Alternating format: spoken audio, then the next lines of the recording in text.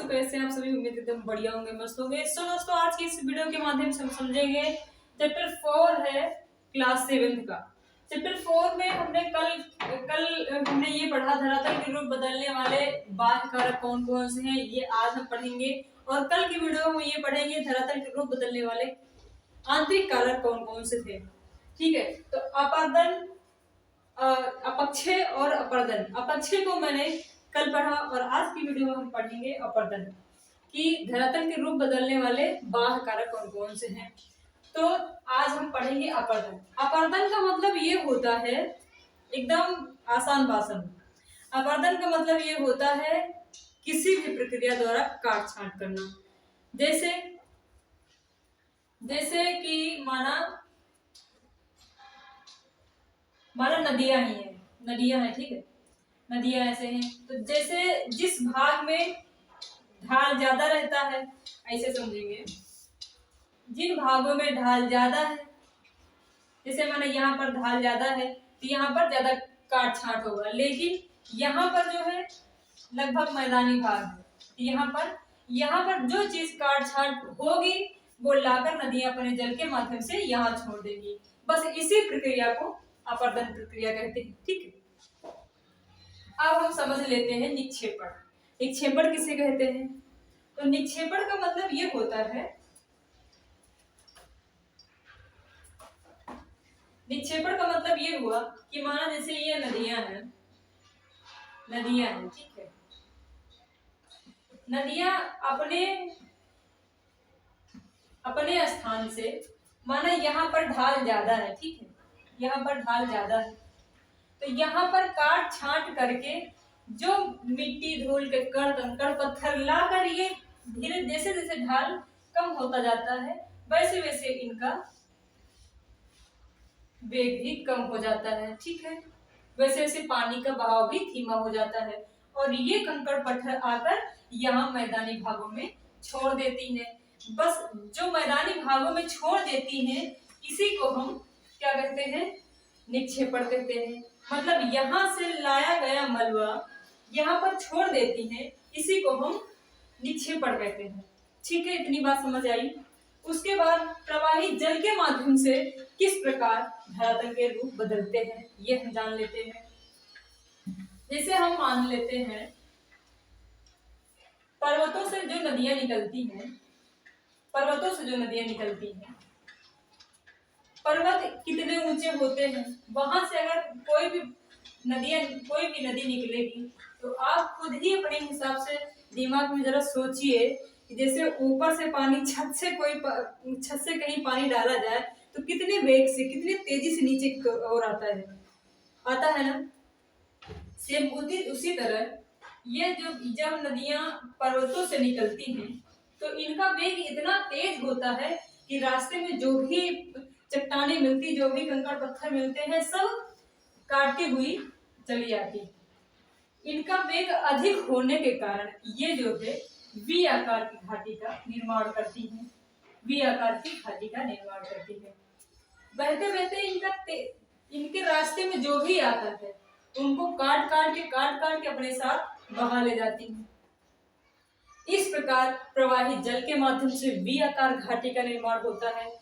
माना पहले तो ऐसे कुछ रहा होगा, लेकिन जब यहाँ से नदियां बहने लगी, यहाँ पर जब नदी बहने लगी तो ये भाग कट करके ऐसे हो गया। और सुन, पहले ऐसे ये पर्वत था, ठीक है। अब यहाँ से जब नदियां बहने लगी तो इनका ये किनारे और भी कट गए, ठीक है।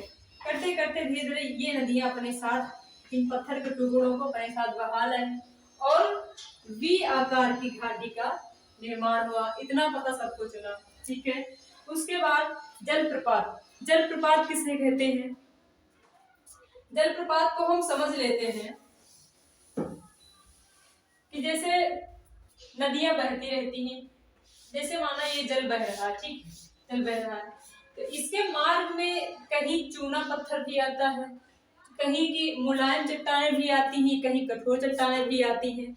तो जहां पर मुलायम चट्टानें आती हैं उनको ये जल का तीव्र गति, जल का बहाव जल्दी से उनको काट लेता है मुलायम चट्टानों को।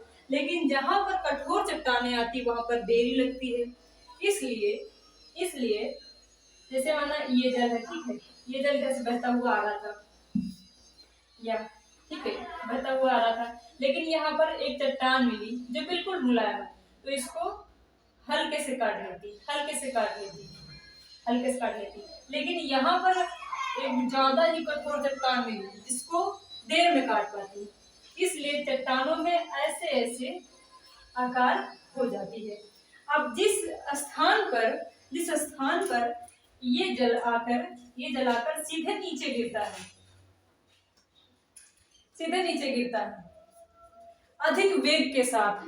अब यहाँ पर धीरे धीरे आराम से अपना करता छटा रहा था, लेकिन यहाँ पर एकदम नीचे गिरेगा।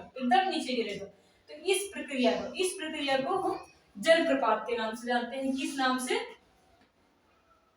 जल प्रपात।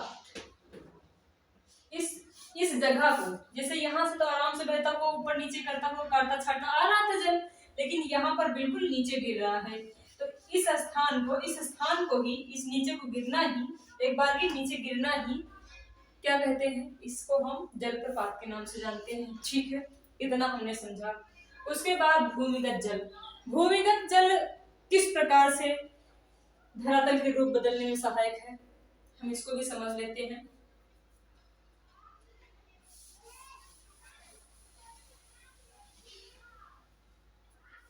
भूमिगत जल आप आसान भाषा में समझे, माना वर्षा का जल, ठीक है, वर्षा के जल के माध्यम से हम समझ लेते हैं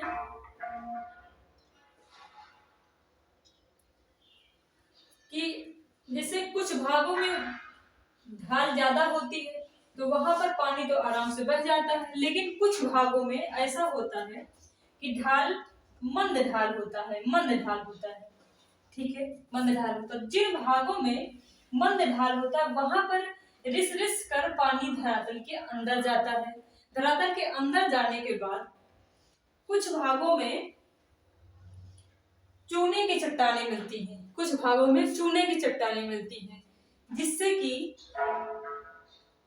जैसे माना ये जल सोख लेता है। जब एक बार की जल बनता है तब तो यहाँ नहीं सोख पाता है, लेकिन जिन भागों में ढाल मंद होता है वहां पर ये पानी सोख लेता है, ठीक है, सोख लेता है। तो यहाँ पर कुछ जगह पर चूने की चट्टानें होती हैं, तो ये जब जल नीचे चला जाता है तो चूना गल जाता है। तब इन्हीं के माध्यम से सुरंग बन जाता है। इस माध्यम से सुरंग, जिसे माना कि अब यही आराम से मैदानी भाग थे, यहाँ पर मैदानी भाग थे, लेकिन ये वर्षा का जल आकर यहाँ पर मंद ढाल होने की वजह से यहाँ पर सोख लिया, पानी अंदर चला गया। अब अंदर पानी चला गया तो यहाँ पर थी कमजोर चट्टानें, मतलब चूने की चट्टानें थी, तो ये जो वर्षा का जल सोख लिया और यहाँ पर गहरा हो जाएगा, ठीक है। तो यहाँ पर किस चीज का निर्माण हो गया? सुरंग का निर्माण हो जाता है। तो यहाँ तक आपको समझ में आया, अपर्दन का मतलब समझ में आया कि किसी भी प्रक्रिया के माध्यम से काट छांट करना अपर्दन प्रक्रिया होती है। उसके बाद निक्षेपण का मतलब ये हुआ, निक्षेपण का मतलब मैंने आपको बताया कि प्रवाहित जल के माध्यम से कौन कौन से परिवर्तन होते हैं धरातल पर, ये हमने बताया। फिर जल प्रपात के माध्यम से हमने बताया, फिर भूमिगत जल के माध्यम से हमने लास्ट बताया। सो फ्रेंड्स, उम्मीद करते हैं कि ये वीडियो आपको अच्छी लगी होगी और पसंद आई होगी। कमेंट से बताइए कि कैसी लगी और एक लाइक करना ना भूलें। Thank you, God bless you.